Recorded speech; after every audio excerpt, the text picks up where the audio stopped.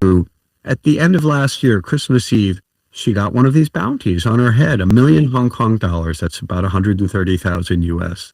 She moved to England when she was 15 years old. The Hong Kong government is trying to reach out and punish her for her peaceful, free speech protected political activities in the UK. And they're saying basically to Chloe and to hundreds of thousands of other Hong Kongers around the world, we're going to try to get you no matter where you are. That's Mark Clifford, president of the Committee for Freedom in Hong Kong and author of The Troublemaker, How Jimmy Lai Became a Billionaire, Hong Kong's Greatest Dissident, and China's Most Feared Critic. Dennis, we've heard this word bounty a few times now. This million Hong Kong dollars, or what, 130,000 US dollars for Hong Kongers outside of Hong Kong. You mentioned there's a bounty on you. Yeah, this word bounty, makes it like a Western, right? I mean, I have never thought that Hong Kong authorities would do that because, if you look back in the 1989 Tiananmen Square massacre, even the student dissidents back then didn't have a bounty on their head. This is a completely new thing that was created by the Hong Kong authorities. Most democratic countries would say to Hong Kong, okay, it's fine. If you wanna put an arrest warrant on these people according to your laws, that's your prerogative. Of course, we would protest and we will object to it. But putting a bounty on people's head means that there's a transnational element to it, that you're almost inviting people in other countries, including the U.S., to say, look, if you somehow get this guy back to Hong Kong, we will pay you money. And that it became something that law enforcement authorities in the West cannot accept because they cannot openly have this invitation. Dennis, can I just jump in? Because I want to be very, very clear about something. We're not talking about sort of established, familiar, one gets arrested and gets extradited. We're literally talking about someone could find where you are, any person. I mean, if they did happen to find where you are, stuff you in the trunk of a car, get you to Hong Kong, and the Hong Kong government would pay them. That is the idea. We're not talking about extradition of people through a legal process. We're talking about people using other means. It could be gangsters. It could be anyone who wants to make a quick buck, and have people like us arrested and put into a bag or somewhere on board a ship. I mean, that is the kind of things that this bounty could potentially instigate. And I think that is the ruthlessness of this whole scheme, which we're seeing in Hong Kong today. Well, and obviously, to just make it clear to listeners, this is why we're not identifying where you are. Perhaps, I mean, so clearly you fear for your physical safety. The bounty is enough to do that. But have things like the bounty also made you rethink just how much you want to continue your pro-democracy work? I mean, perhaps that's the longer and more sinister impact of something like that. I think everyone in this situation will have to think about not only their own safety, but the safety of their family. And, I think everyone needs to think about that because, looking at my colleagues who are in jail today, we don't know when they would actually be allowed to leave jail or to leave Hong Kong. But I think it also makes me think more about the importance of protecting Western civilizational values, like democracy, freedom, rule of law. These things are essential to our way of life. And we're seeing that with the rise of authoritarianism, not only in China, but in Russia, in the Middle East, we are extremely concerned with how the Western way of life, when I say Western way of life, I don't mean to impute any, imperialistic undertone to it. What we mean is that people like us who believe in democracy, freedom, the rule of law, I mean, these values are extremely important, and they're now being threatened on a global basis. This hasn't happened before, and not even during the first Cold War. We haven't seen this scale of threat to Western way of life. And I think that is the most concerning part. It's not just about us, the few of us, who are in exile and from Hong Kong, but rather I think this really poses the fundamental existential question about the kind of future we in the West would face if we don't stand up for our freedom. Would you say that a similar threat exists in the United States? I would say that when people talk about authoritarianism, when I see the left and the right in the United States talk about authoritarianism, I think they need to put things into context. Although I would say that the constitutional system is probably under severe challenge and stretch at the moment, with the protests that we're seeing in LA and the deployment of National Guard. But I think we still have to fundamentally believe in the U.S. Constitution, the separation of powers, the independence of the judiciary. I think these things are being put to test right now.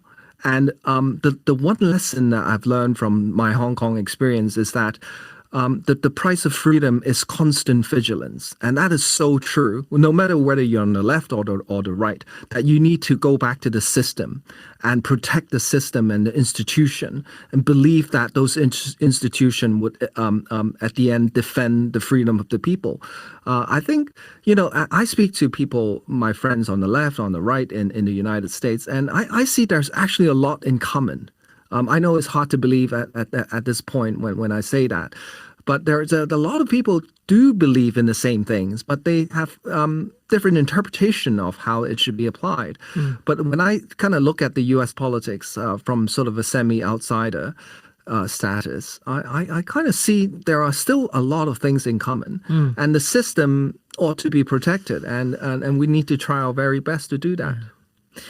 Dennis, I'm still my mind is still stuck at a point earlier when you said that basically between one breath and the next, when the true sort of depth of the national security law was revealed, that you felt Hong Kong was totally changed, right? And democracy basically had crumbled in such a short period of time.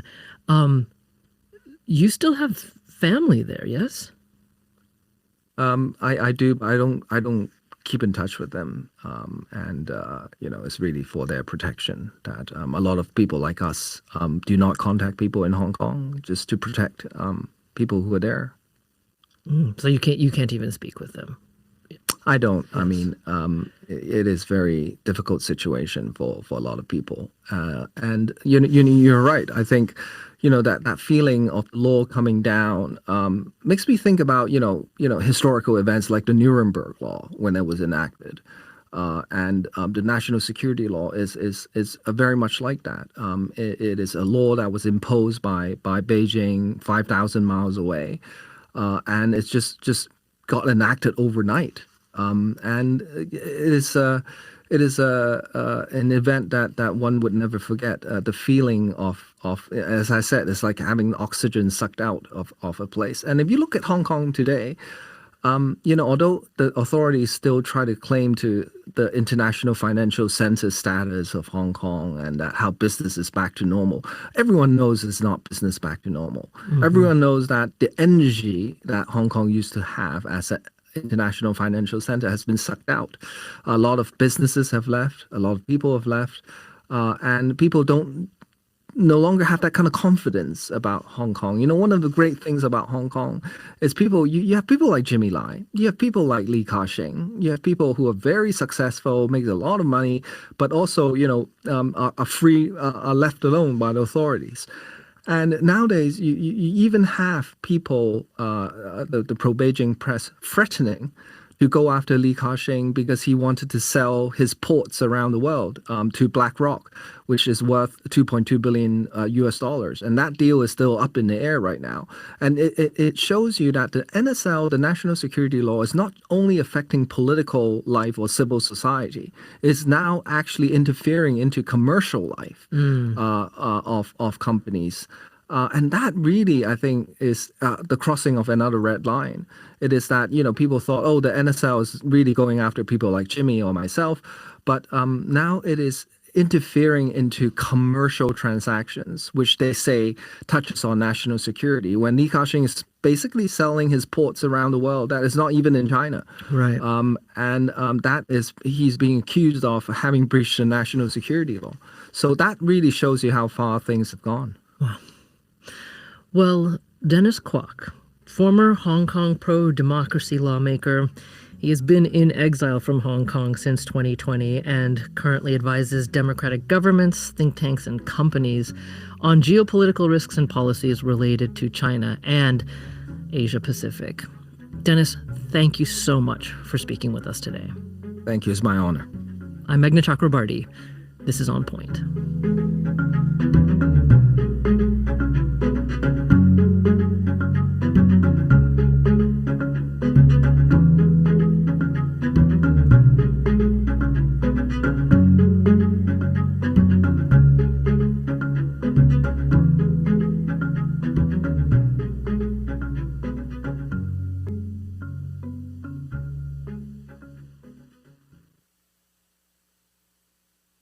On Point is a production of WBUR Boston and is distributed by APM, American Public Media. Support for On Point comes from BetterHelp, committed to supporting mental health through therapy. Clients are matched with one of 30,000 therapists and can communicate via video, chat, or phone at betterhelp.com/public. And Postersmith, printing posters on wrinkle-resistant fabric that transports flat for conference presentations. Postersmith provides its service to research communities worldwide. Learn more at postersmith.com. 1158 KUOW-FM Seattle, KUOW Tumwater, KQOW Bellingham. Stay with us. Coming up next, we're going to take a look at the week in review with KUOW's Bill Radke and his news panel. Hey there, Bill. What's on the rundown? Hey there, Guy. Well, we've got Washington state elected officials calling for peace, for peaceful protest tomorrow, because we know protest is going to happen as Seattle participates in the national No King demonstrations. Seattle's police chief said this week he expects to be arrested at some point. We'll discuss this whole situation, of course, on Week in Review. Also, will Seattle ease up on landlords when it comes to restricting their ability to raise rent and evict and choose tenants? We've got other news to talk about from this week, and we always wrap up the show with what made us smile this week. We're looking forward to all of it and hope you'll stay tuned. Support for KUOW comes from Town Hall Seattle, a gathering place that fosters an engaged community through events and more. On June 19th at 7:30 p.m., cookbook author Dr. Jessica B. Harris talks with Seattle chef Christy Brown about food, culture, and history. Ticket info at townhallseattle.org. Climate change shouldn't just be a factor in how we construct buildings, it's also starting to influence how we tear them down. Typically what happens is a bulldozer will come in, smash it all, it'll all get trashed.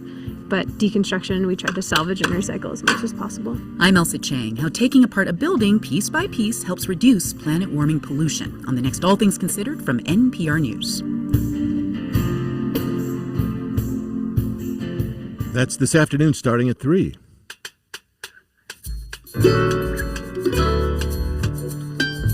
The Corporation for Public Broadcasting is KUOW's largest annual donor. In fact, their support is 5% of our annual revenue. Yesterday, the House voted to rescind federal public media funding, and that bill now moves to the Senate.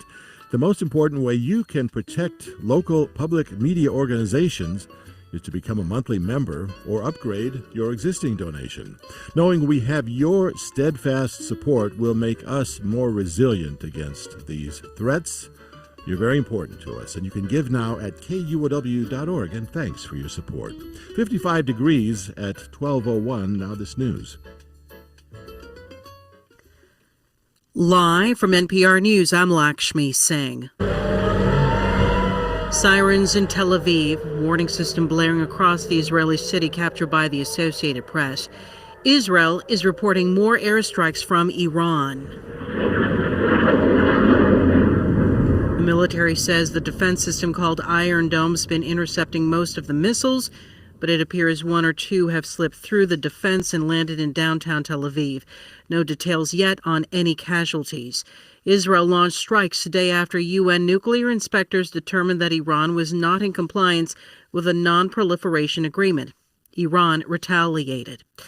Michelle Kellerman reports the UN Security Council is set to meet this hour as fears grow of a wider war. Israeli Ambassador Danny Danon calls the strikes a preemptive operation to head off a, quote, secret program to develop all necessary parts of a bomb. He also says Israel had evidence that the Iranians were about to launch an attack with its proxies. This was a calculated and necessary action based on clear intelligence and carried out in response to an escalating existential threat. UN Secretary General Antonio Guterres says he's particularly concerned by the Israeli attacks while the talks between the U.S. and Iran were underway. President Trump says a deal is still possible. Michelle Kellerman, NPR News. An appeals court is temporarily blocking a federal judge's order for President Trump to return control of the California National Guard to the state. After a week of protests over federal immigration enforcement, thousands of National Guard members are deployed, and as NPR's Tom Bowman reports, a first of 700 Marines will start joining them today. We're being told some 200 Marines are expected this hour to take up positions at the Wilshire Federal Building in Los Angeles, the first of 700 Marines who will deploy in the coming days. Now, the Marines are there to protect the building and those workers inside. They will be equipped with shields and batons. Now, they will not have arresting powers. The nation marks 250 years of military service with a celebration in Washington, D.C. this weekend. NPR's Windsor Johnson reports some observers raise questions about the timing because it's also President Trump's birthday. The overlap has complicated what might have otherwise been a straightforward celebration.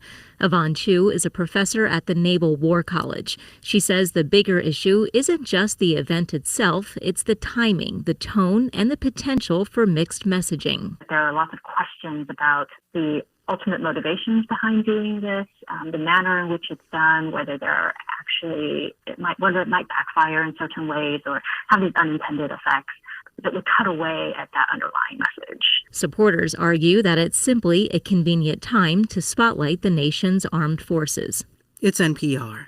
This is KUOW News. I'm Kevin Kniested in Seattle. All this week, NPR has been exploring various solutions to climate change.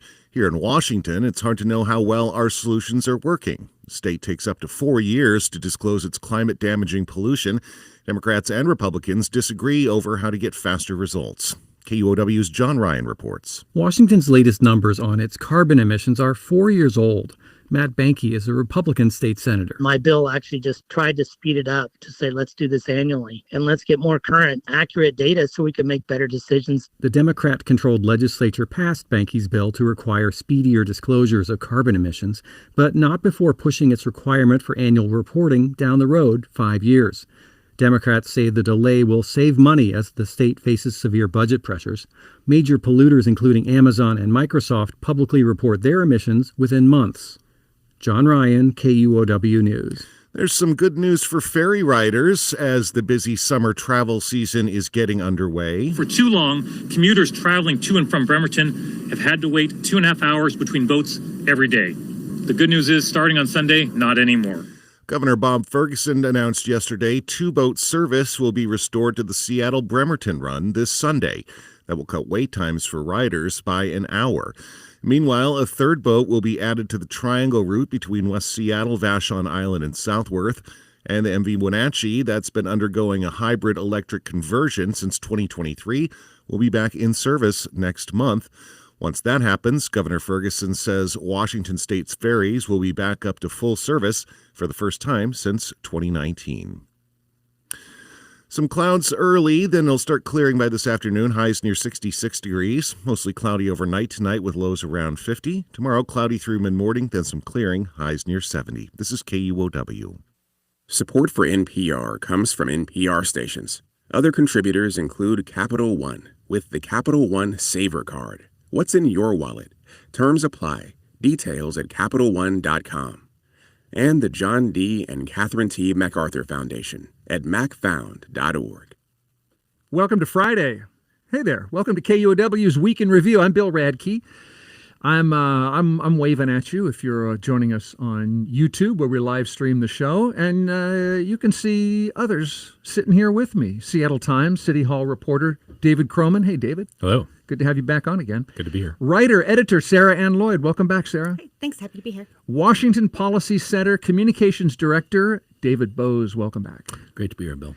Let's talk about the week gone by, which is going to lead inevitably to the vibes for this weekend. We had the governor of Washington and the mayor of Seattle and the state Democratic Party leader and many other officials, members of Congress, urging non-violence tomorrow as in Seattle, the rally is going to start on Capitol Hill, march to Seattle Center. There are lots of regional protests, part of the anti-Trump demonstrations nationwide. Governor Bob Ferguson did not say don't protest. The main thing I want to say to folks who engage in that constitutional right is obviously do that in a peaceful way. Anything that is not peaceful, anything that violates the law or is violent, only does one thing. It plays into Donald Trump's hands. When protests in Los Angeles included some property destruction and skirmishes with police, the president federalized California's National Guard and sent Marines to L.A. Trump might do the same here in Washington state eventually. I'm going to play you two extraordinary reactions this week to our president's moves. These were comments made this week by Washington law enforcement. First of all, our state attorney general, Nick Brown, used the F word. What we're seeing from the president is, it really does meet the definition of fascism. And I don't say such a thing lightly. I think we have to be very careful about our language. But we're seeing authoritarianism. We're seeing dictatorial behavior.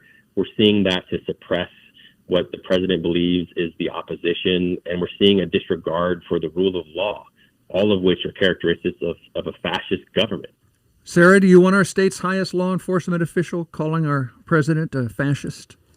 I mean, if it quacks like a duck, right? I mean, I think that there needs to be a point where we start saying what things are. I think that there's a little bit of a, there has to be a word for a kind of bias where, I guess it's like an American exceptionalism bias where people are convinced that this kind of thing doesn't happen here. And every time someone says something really bad is happening, they must be exaggerating because that's really extremely bad. And we read about that in history, and history is bad, right? Mm. But I mean, it's something that we definitely have to stay cognizant about and realistic about what is actually happening at our highest levels of government, and whether, there is a constitutional crisis, whether people's rights are being actually actively violated in a way that they haven't been before. Because, of course, we always have, human rights violations happening somewhere. But I think that the grand scale that things are happening at, and just the disregard for state autonomy, honestly, the political retaliatory nature of some of these military actions, just really, they're very concerning. David Boze? Well, I think for the most part, fascism and fascist is an overused term. Speaking to his base, likes that kind of thing. I think when he pivoted to authoritarian, I think that says more. And it's probably more measured for what he's trying to say there.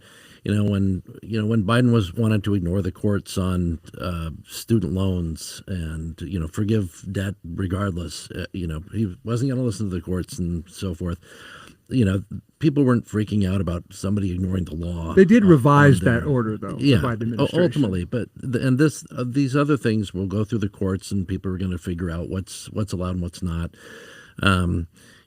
What Trump's done is not without precedent, but it is more unusual for them not to have the support. Trump claims he had that phone call with Newsom and provided the 16-minute phone record. But, who knows? Neither one of those people are real high on my I can trust the first thing that they say list. So I didn't know about the phone record. There's a dispute about whether Trump consulted with California's governor. So what came out of it? What did we learn from the tape? All I learned was that the phone record was provided. So what that means, I don't know. Oh, we don't know. Yeah. Okay. So anyway, the point is, Newsom's a politician, and he was hurt by his base earlier because he was considered too willing to work with the Trump administration. That was hurting him among his base, and he's obviously a very ambitious guy and wants to run for president someday. And he's, so this has allowed him to be, his most famous cut now is, hey, tough guys, come on, arrest me and this type of thing. And it allows him to be the fighter that he wasn't before. But this is the state attorney general of Washington. Yeah, Nick Brown.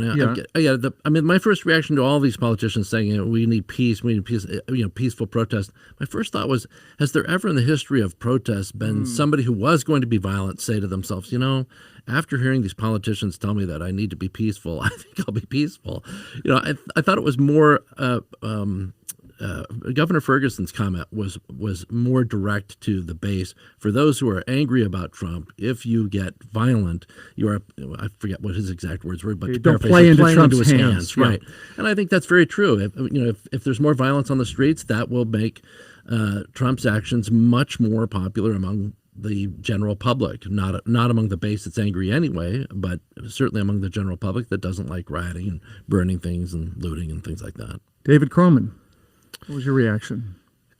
Yeah, I mean, to the pleas for peace, I think that's probably more for the politicians than it is for the recipients of that message and what they're trying to do. I mean, because it's a line that they are trying to walk, which is they want to be oppositional to Donald Trump. That is good politics in Washington state. We've seen that over and over again. They want to be supportive of people who do not like Donald Trump. And at the same time, they don't want to be seen as, harboring or fostering political violence because they see that as a political landmine for them. And, I think it is a tricky thing for particularly city politicians because they are responsible for everything that happens within their city limits. And, I think most mayors would tell you that, this is my city, I lead the city. But, I don't think that any of the people who are lighting dumpsters on fire or throwing things are, particularly Bruce Harrell fans, for example. But he is, to an extent, at least in the national eye, responsible for those people's actions. And so what he's trying to do is draw a distinction between, I'm with this sector of people who are opposed to Donald Trump, but don't saddle me with the actions of this group of people over here. I noticed that we're so far talking a lot about violent or property destructive reactions, and we're talking about calculating politicians. I want to reflect what I think a lot of our listeners are really, I get the impression they're earnestly thinking about issues that, like our democracy, like due process, like the manner of the ICE arrests. In fact, we asked our community feedback club, what are you doing this weekend and why? And we heard more than 100 responses about the rule of law and no kings and cuts to education and vaccine availability. And so I just want to point out that it's more than just calculation. Underneath these, we're going to see waves of protests. And for me, I mean, and already have.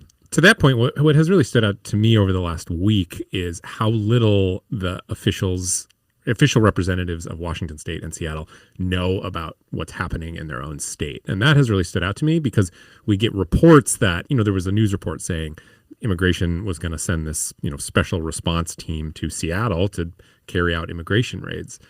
That was an anonymous source.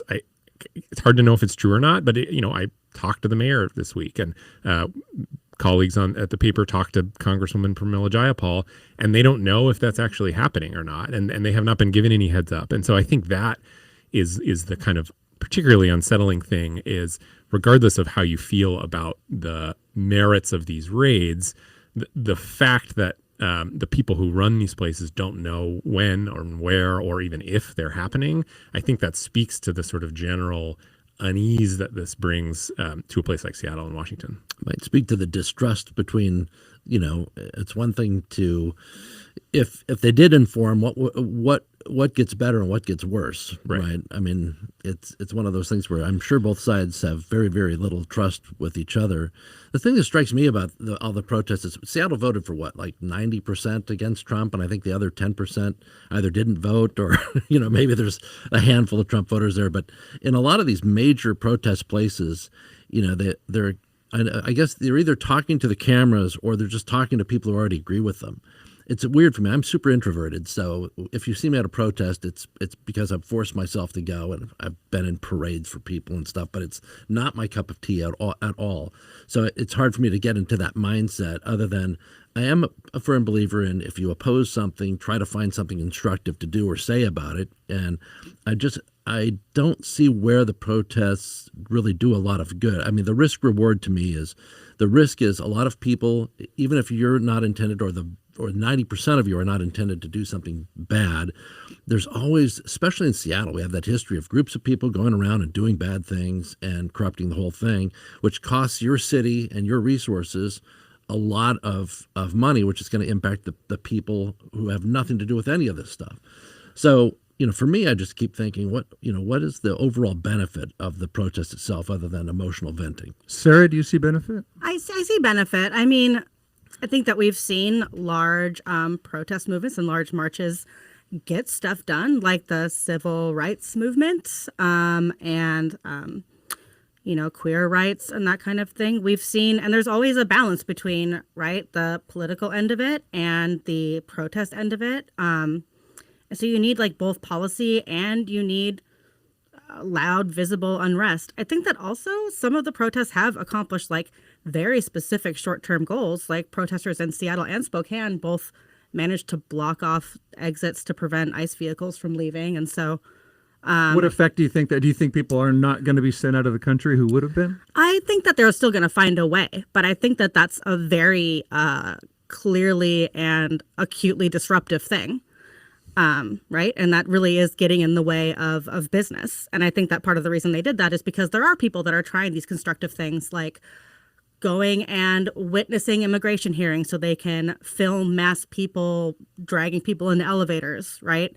And I think people feel real powerless in those situations because they can't exactly be like, excuse me, masked men, I'm going to block the elevator. Right. And I think that comes from a place of that. Because, I mean, what we have going on here is we have this very, very large scale unrest in the country and dissatisfaction with what's going on and fear. And then we also have these short-term things where these are real people that are being taken from their families.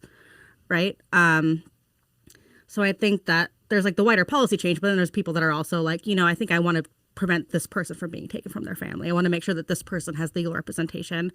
And then when that fails, they pile line bikes in front of the door. It's there's a lot going on, and it usually takes a lot of different stuff to make change happen.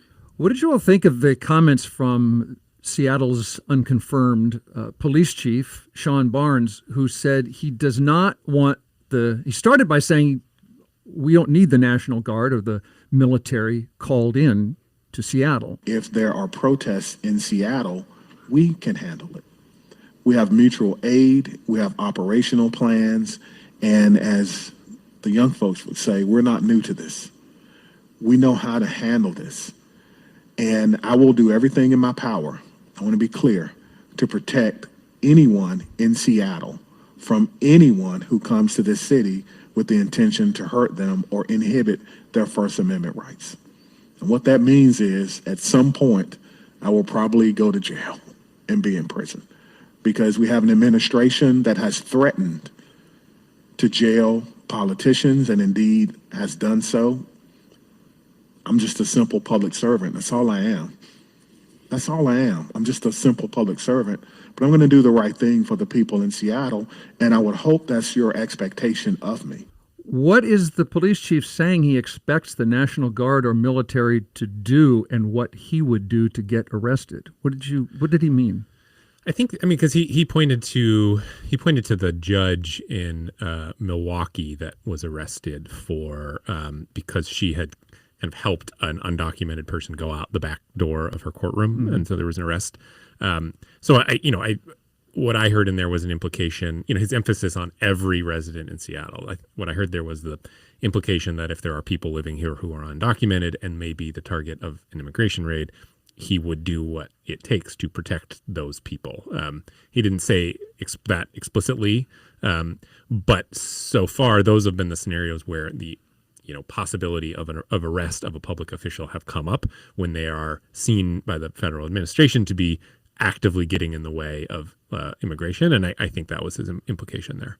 So this so-called sanctuary policy, this undefined thing of not cooperating with the feds, he's saying as Seattle police chief, he expects his non-cooperation to result in his arrest? That's what he's saying. It strikes me as unlikely. I'm not sure I agree with his sentiment that he will probably be arrested. I think there are a lot of people in sanctuary jurisdictions who could be in the same role as him, and you never know. I have a hard time imagining all of them being arrested at some point.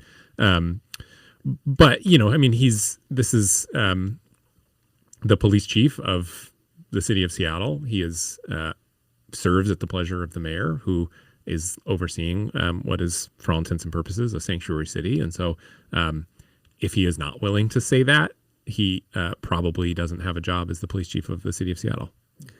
I think that there is the more likely middle scenarios. It would be something like what happened with Senator Alex Padilla in LA, where he interrupted a Homeland Security press conference and he was dragged out by the FBI and tackled and handcuffed, but eventually let go.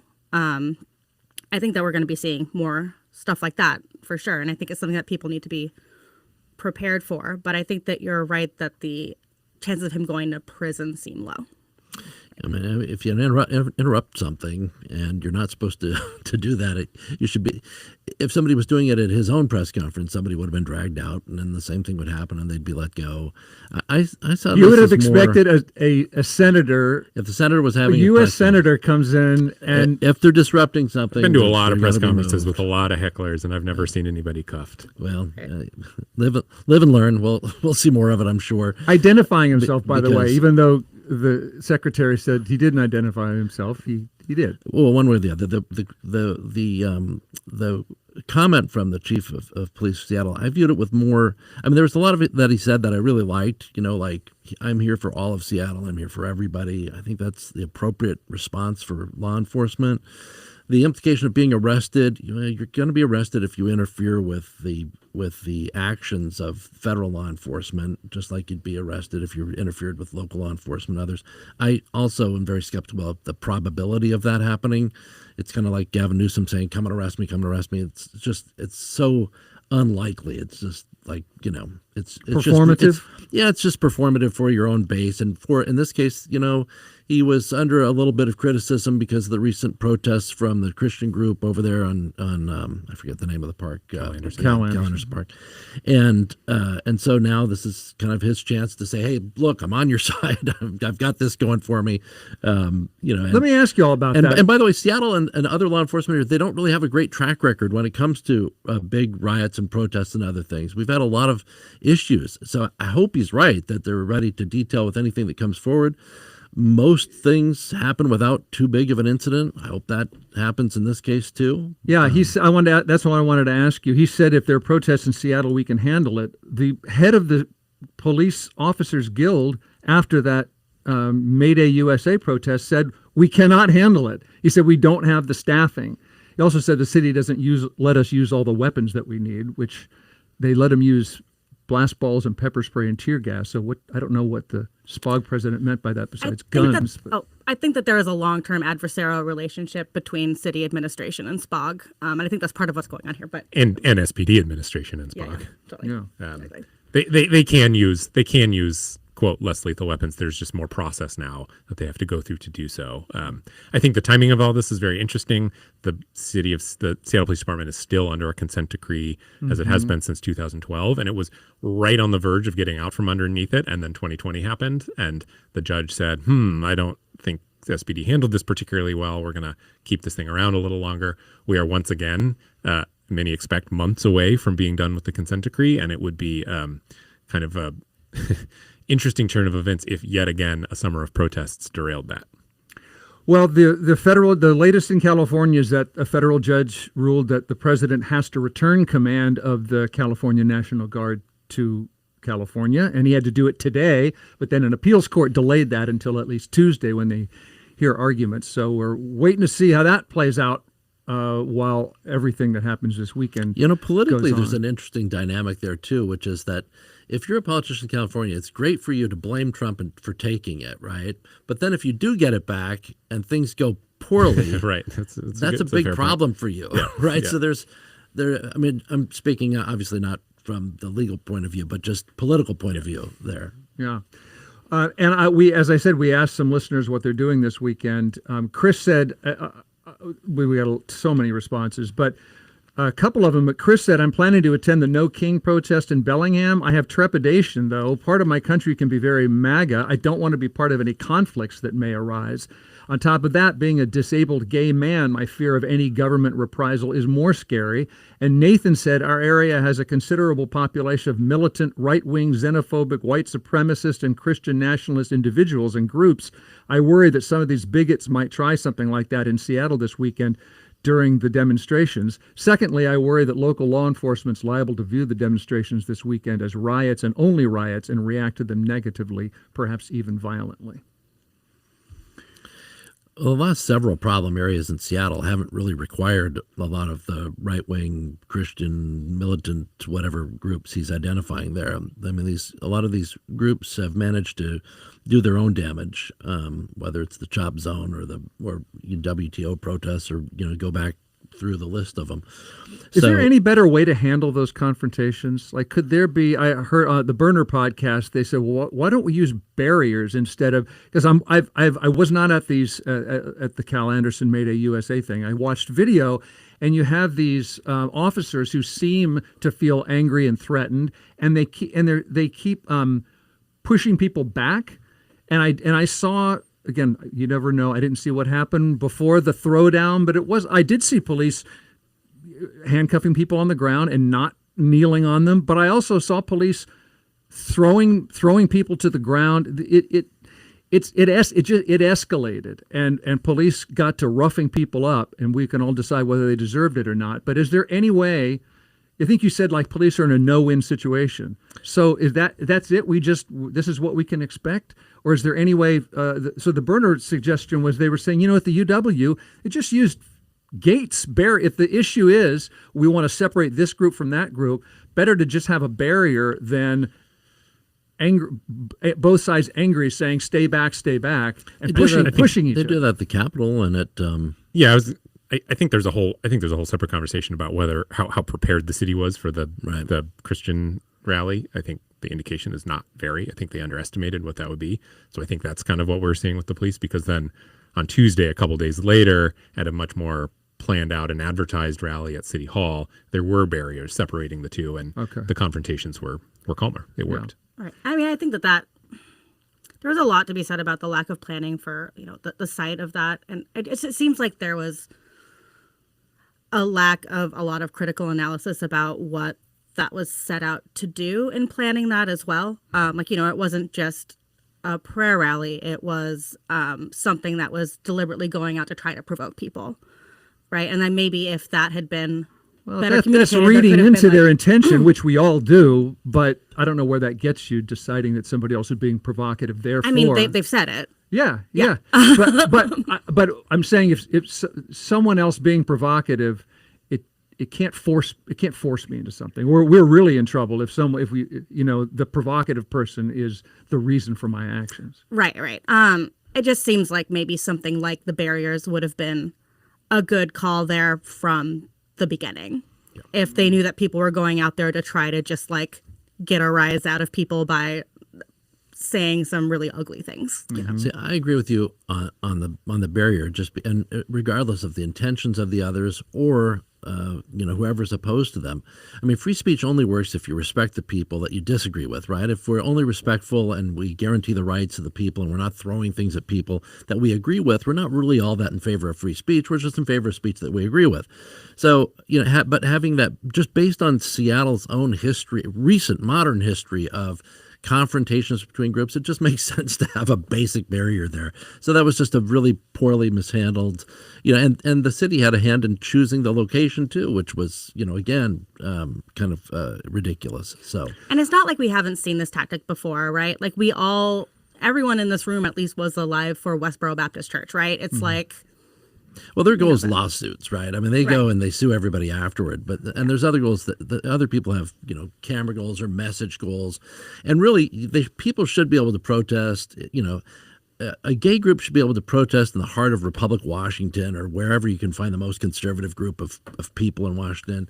And people should not to expect no counter protest, but everybody, regardless of what their view is, should be able to protest safely anywhere in the state using free speech. We got to pause. I mean, now you're getting into some protests are more provocative than others, I'm not denying that. A different power I'm not dynamic. denying that. Okay, but I'm saying your physical well-being. I'm not saying you don't deserve a counter protest. I mean, look, I remember what was it? The last Klan rally had a protest rally that dwarfed. I mean, they had a handful of Klan operatives. I think it was in Michigan, but I could be wrong on the state. And there was 100,000 people protesting them.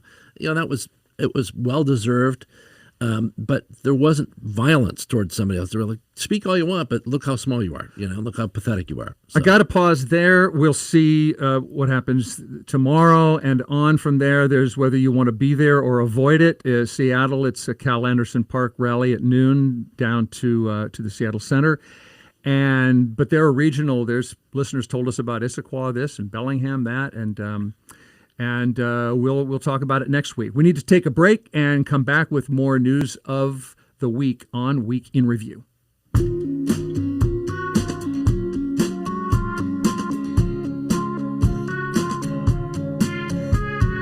Support for KUOW comes from the Seattle Art Museum, offering a range of art experiences from conceptual art exhibitions to outdoor events at the Olympic Sculpture Park. More info and details about current exhibits and events for the summer at seattleartmuseum.org. This week in This American Life.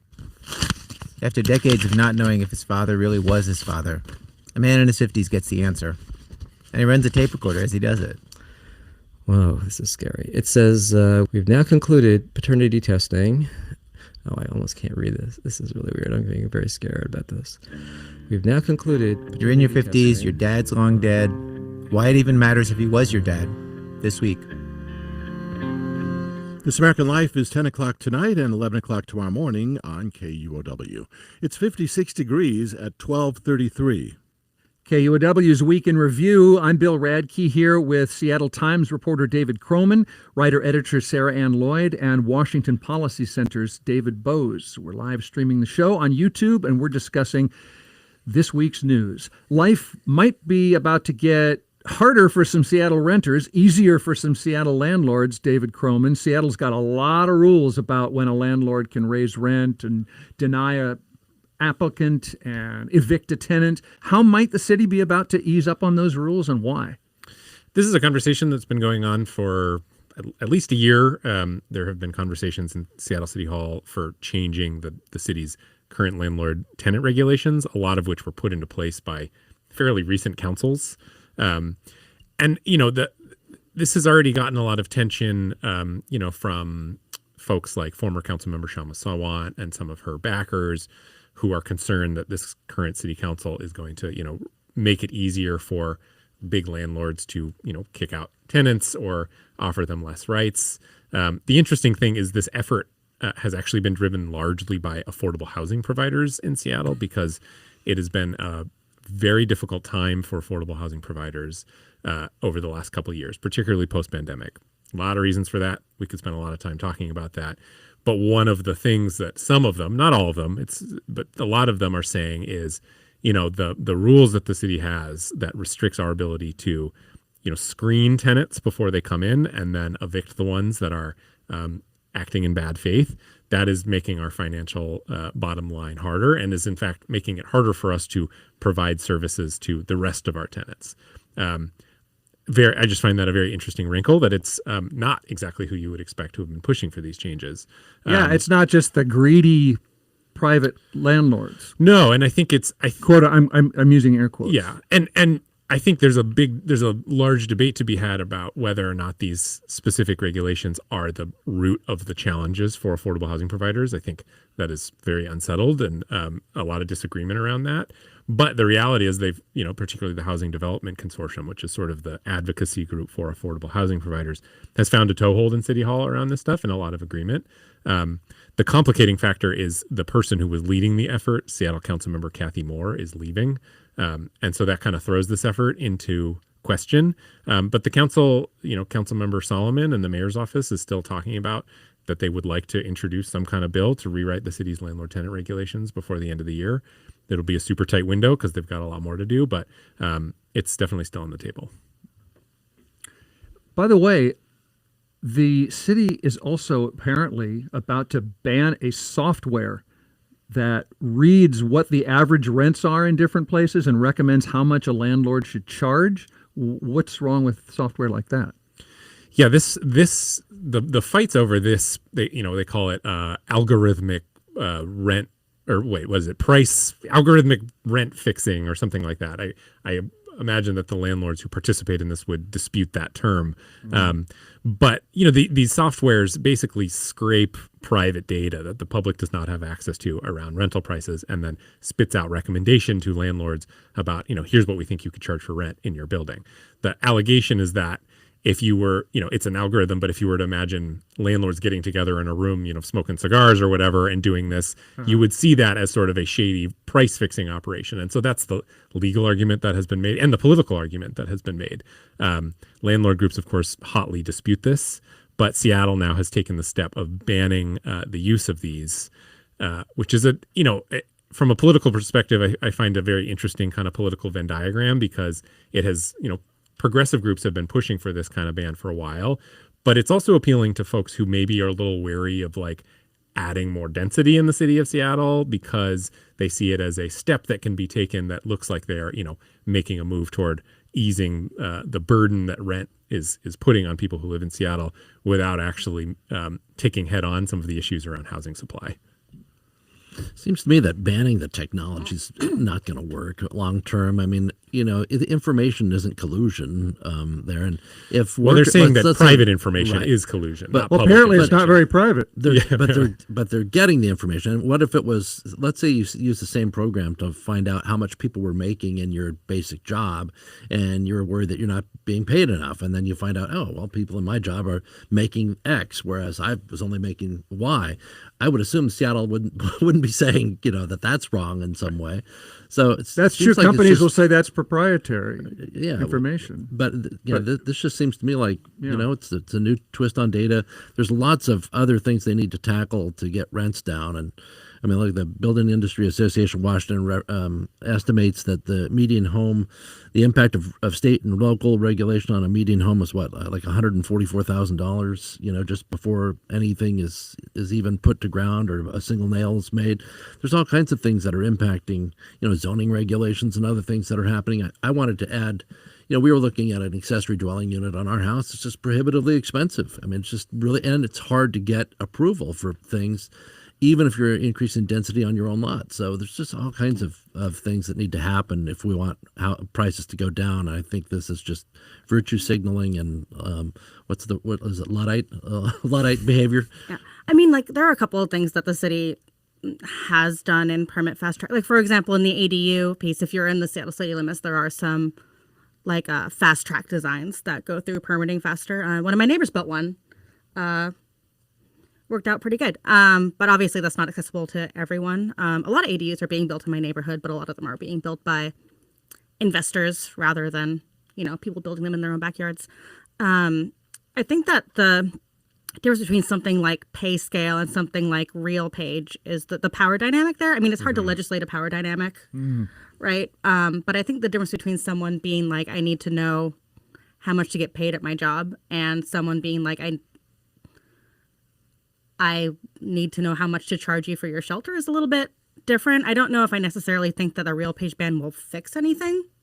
I do wish that the public did have access to that data. I know we've tried to get it before. Which data? Rental? Rental data. Yeah. I mean, like most of the rental data we have are through, like private analytics firms and through, like a little bit through Rio, but when they have to register their rental units so they get inspections. But we don't have like pricing data, right? And it's something that we've tried to collect legislatively before and haven't had. Apparently landlords are willing to share it, just not necessarily with the public. And this legislation would allow them to continue to use these pages, but they would just have to only rely on public data. And I think the concern is that it is, as it is right now, there's no way of, the companies say, we're just giving them the proper recommendation based on the data we have. It's just hard to check that work right now because you can't see kind of the underlying numbers. There's no way to 100% rule out that they're not collectively deciding to increase rents by, something that would go beyond what the market demands. Probably worth mentioning that the last 2 years in Seattle, rents have basically stayed flat, mostly because a huge gush of new supply has come on. So I'm going to hear from listeners about that. Who say supply does not have anything. No, they won't say have anything, but it does not make units cheap. There's debate about whether it makes units cheap. Of course there's not. And a lot of data about its effects on sort of overall rent trajectories. Yes, economics 101 being supply and demand. Right. Yeah. And also worth pointing out that the first quarter of this year in 2025, there were only 379 applications for new housing permits. In 2021, in the same quarter, it was 7,000. So we are about to, the cranes of Seattle and the construction crews of Seattle are about to largely disappear. One way to shrink your rent is to shrink your home, David Boze, but you read this week about small homes with relatively big rents. Yeah, that was a Vancouver project where they've just created these tiny homes, and I'm always interested in tiny homes because, one, I think they're pretty cool, and just how tiny are we? Listeners might wonder, what do you mean by a tiny home? Because a tiny home village is like can be a container. But we're talking about like 500 square feet. Yeah, I think that was around there. And the rents are $1,300 or so a month. And I looked at that, and maybe I'm just getting too old. It was $1,600. Yeah, was it $1,600. Yeah. It's worse. In Vancouver, my brain Washington. blocked it out. Yeah, in Vancouver. I just looked at that in Vancouver, Washington, $1,600 a month for a tiny home village. You got to be kidding me. Maybe they're using algorithmic software. Who knows? Well, maybe. I mean, for the software purpose, let's say it's possible somebody might charge less because they might be trying to. If they think, hey, I could charge $1,600, or that's what other people are. Maybe if I charge $1,550, I'd get more people. Whatever the case is. $19.99. On sale now. Yeah. But anyway, the point is on these. This should be like a canary in the coal mine. Like, take this more seriously.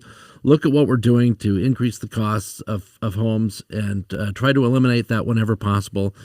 I see people in legislation promoting things that, well, it's just going to add this little bit or that little bit. And I feel like affordability should be a huge priority in Washington, and things that make Washington less affordable, new regulations and other things are a problem. And we should be thinking about how to make things more. Well, affordable. Regulations exist for other reasons. Besides I know they do, but affordability is my big priority right now. Yeah, I think the canary's been dead for a while. Yeah, there's different levels of mine, right? The new canary dying right there. I mean, I do like the kind of project that project is, though, right? Where it's like it's not like a tiny home village like one for the homeless, but it's like 400 to 600 square feet. Like an apartment. 1 to 2 bedrooms. They have a shared backyard. There's actually a couple of They look nice. In Seattle, there's a couple of them. They're called bungalow courts. Okay. A courtyard inside them. Yeah, there's a courtyard inside them. Yeah. They all face out. There's a really cute one called Pine Street Cottages that every time one would come up. When I was like covering real estate stuff, I'd be like, "Ooh, it's so cute." Because they're these. You could put trees in that courtyard. Yeah, they're these like classic craftsman-looking houses, and so it's like part of like, again, having that house and like neighborhoody feel while still having a little more density. And I think that overall is a really good thing. But I think this also factors into, the supply issue too. Like even if we are short term increasing supply and increasing density and increasing what we can build, it's still short term. There's still like brand new construction, and they're still charging $1,600 in Vancouver, Washington. Right. Yeah. There's a backlog of demand too. I mean, it's like a tidal wave waiting. Right. So yeah. That's so why prices you are have not going to drop. We're talking Right. about, relatively speaking, easing the price. Right. And the last time I covered one of these when I was at Curbed Seattle, it was a 420 square foot bungalow court unit for $425,000 in 2018. Wow. So I'm sure that's going for quite a lot more now. My starter home in Edmonds sold recently for $720, and I just wanted to cry. Go ahead. I just remember it was 720 square feet, Yeah. and I think I paid $204,000 for it, 20 years ago or so. Let it go, David. No shame. Can't afford to move back to my Our starter generation home. doesn't even know what a starter home is. Yeah, exactly. Before we take a break, Seattle Times reported this week that the economic costs of Trump's trade war are piling up for Washington state. Inbound container traffic at Seattle and Tacoma ports have dropped substantially. Canadian tourists boycotting the U.S. And maybe there's going to be some trade deals, but David B., you were concerned about even the uncertainty.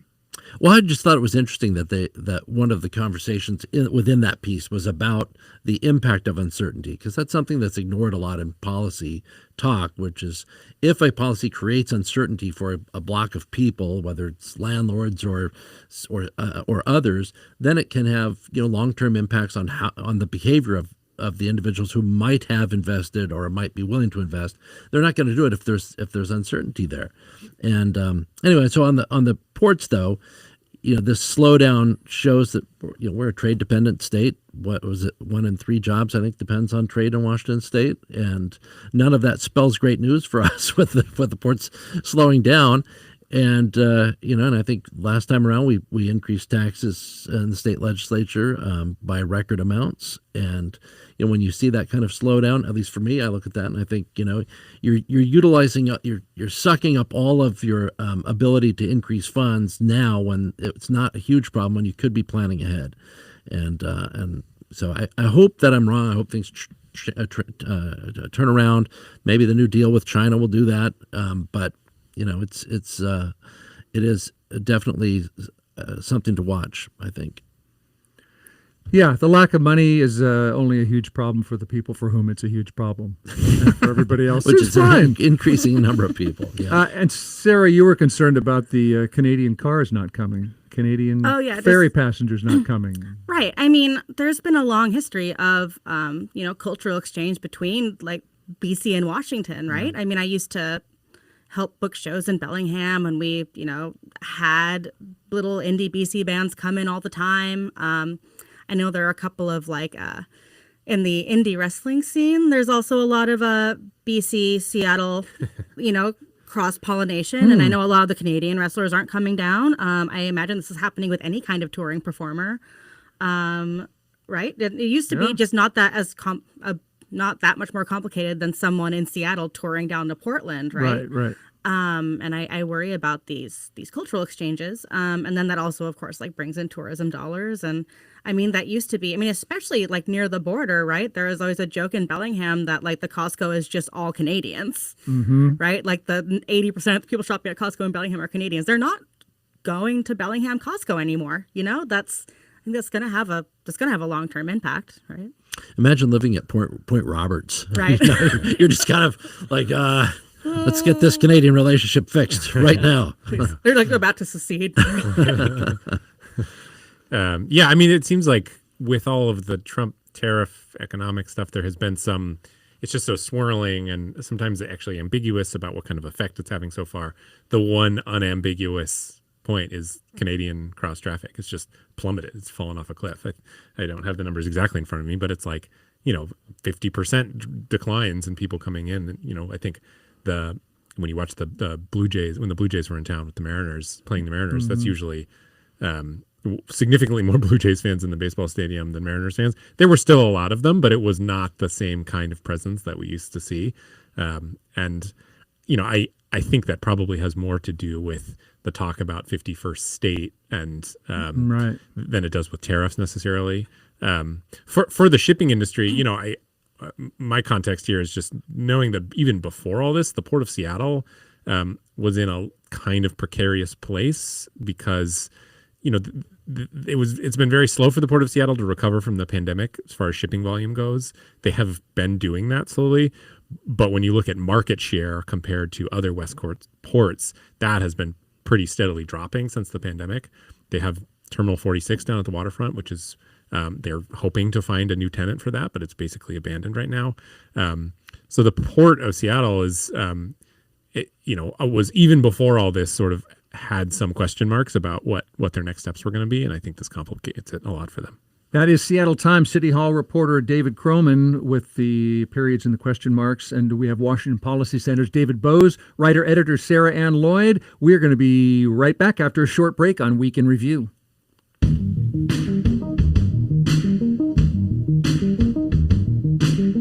Support for KUOW comes from UW Medicine, recognizing the research community and thanking researchers for working to advance the scientific discoveries that can help improve health for everyone. More at uwmedicine.org. UW Medicine, a higher degree of healthcare.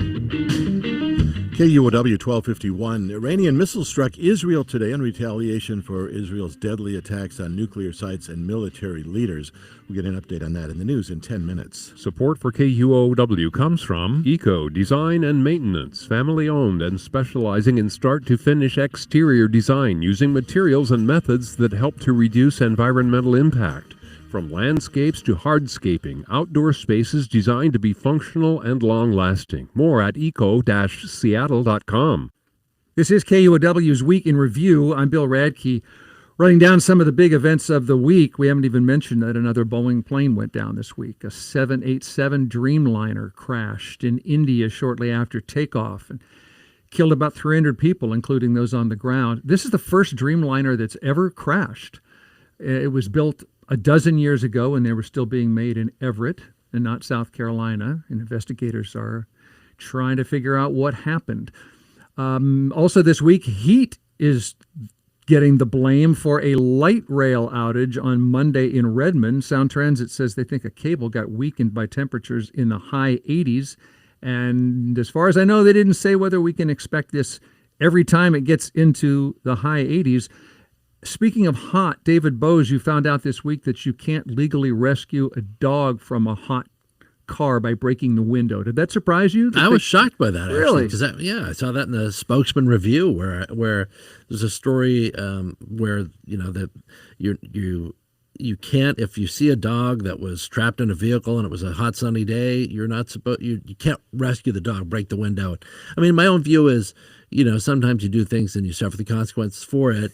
I wouldn't want to jump to conclusions. I had a friend recently who left their dog in the car while they went grocery shopping, and they had the windows open, inches each window, and then somebody was waiting for them to scream at them when they came out, which I thought was BS, because the dog was fine. But if the windows are closed, did they really scream, or did they just say, "Hey, your dogs are overheated"? Come on. They said insulting things, and this is an elderly woman, so just total BS. It sounded like a scream. It felt like a scream. Yeah, it's all caps. That's what I'm saying. So. But in this case, if a car had all the windows up and you see a dog in there and let's say it's as hot as it was earlier this week, it doesn't take very long for the car to serve as a microwave, right? So, you're dealing with, for the amount of time it might take animal control or others to get there, you're going to have dead animals on your hands. So I think I'd rather. So you're saying if I thought the dog showed signs of being in trouble, I'd rather pay for the window than not do anything. Okay, so you're saying advocating. I'm probably going to be arrested and go to prison. Thank you. No, I'm saying for destroying there'll property. Be consequences for my actions there. Because you've decided that it is important to destroy property in this moment. It's more important to save the dog than it is on that score. So it seems like we need some kind of exception to the rule there. Right. So. I agree. The headline was "Don't Lock Dogs in a Hot Car. Try to rescue them in Washington. Both are illegal." And my response was, I don't think it's illegal to rescue a dog in a hot car is the same as don't do it. I think it's just it's illegal to rescue a dog in a hot car. Just be sure of why you're doing it. Right. Make it worth it. Yeah, exactly. By the way, in case you're wondering, the legal advice is to call animal control. That's right. I'm not legally advising people to break a window. No. Before we get into what made you smile, just real quick, right now at Memorial Stadium in Seattle Center, as we're speaking, they are setting up the stage and the seating and checking the microphones where they're going to say, "Congrats, grads. Hope you can find a job." And meanwhile, in little Elma, Washington, on the Olympic Peninsula, they're trying to give the elementary students the skills they'll need to get to that diploma. Elma was named a National District of Distinction for preparing students for future focused career pathways. And we just have a minute or so, but could you distill why you sent me this, David? What are they doing that's so innovative? Yeah, I mean, they were instead of going just on state test stuff, they were kind of expanding out to other trade skills and other kinds of things to get kids to learn certain concepts. And the thing that made me smile about it was that I just like the fact that the new superintendent. He did it, or I can't remember if it's he or she. I think it was he, but he made this change very quickly. They saw results within the first year and the second year, and it's the kind of thing where oftentimes when schools are in trouble, you see they create some kind of 5-year plan, and then you think of how many grades of kids have gone on before they even measure whether or not there's been any kind of actual change in what the kids are learning. This was much more immediate. It's like, hey, we got a problem here. We're going to make a change. And then they make a change, and the kids seem to be better off. I haven't dove into the policy of it to see if it's accurate or not, but I love the fact that there wasn't just this kind of let's develop this 5-year plan and study it and figure it out, knowing that every year you wait, there's another year of kids that are just passed on through the system. I like that. It was good attitude, good experiment. And the gist was give the kids credit for learning something even in a different class. Like in effect, they learned algebra or they learned writing because they did some technical writing here, or they solved an engineering problem over there. They may not have sat in the class for an hour a day, but give them credit. Right. And they learned figured out a way to do that. Okay, that's what made David Boze smile. We're just about out of time. So did either of you smile about anything this week? Sarah? I smiled about the KOW headline. Seattle's new professional women's hockey league team could be scary good. I saw that. We have a very robust women's sports scene here. I'm glad that we're adding hockey. I think this is going to be great. So you're not frightened yourself about how good they're going to be? I'm frightened in a good way. Okay. David, David Kroman. Yeah, I was on my way here and I saw a lot of people in graduation gowns on my way, and it's a very optimistic time in life when you're graduating from college, and being around that made me feel good. I'm glad to hear someone with little kids say they're optimistic about. I didn't say I was broadly optimistic. I said it's a very specific optimistic time. Those 3 days around graduation. Optimistic about college graduations in 20 years. Yeah. Right. Fair. They all appeared to me to be very optimistic, and that rubbed off on me a little bit. Nice. I'm glad to hear that. I'll just add that there's a Georgian feast happening in Seattle, Georgia the country that is, called a Supra. And it's apparently this hours-long affair to connect people and meet strangers. And in Georgia, they do 16 rounds of toasting, and it can go 9 hours. Here locally, 4 hours of toasting and gratitude. They talk gratitude. They talk about their ancestors and tell stories about them. And you can find out where that happens at Supra Dinner. It's SUPRA, supradinner.com/location/Seattle. And I learned about this on the KUOW podcast, Seattle Eats, with Ton Vin, which I highly recommend. The plus there is if you're the kind of person who's often late to an event, it sounds like you can make it. Yeah, you're good. On time. I'm not going unless there's 19 hours. Yeah. Sarah Anne Lloyd wants 19 hours of toasting. Writer, editor, thank you so much, Sarah. Of course. Washington Policy Center Communications Director David Boze and Seattle Times City Hall reporter David Kroman. Thanks for being here. Thanks for having me. Great to be here. Thanks for smiling at something and being optimistic. Producer Kevin Kniestedt, Guy Nelson on the board, Juan Pablo Chiquiza, and Hans Twite helping the show. I'm Bill Radke, and let's review the week again in a week. Support for KUOW comes from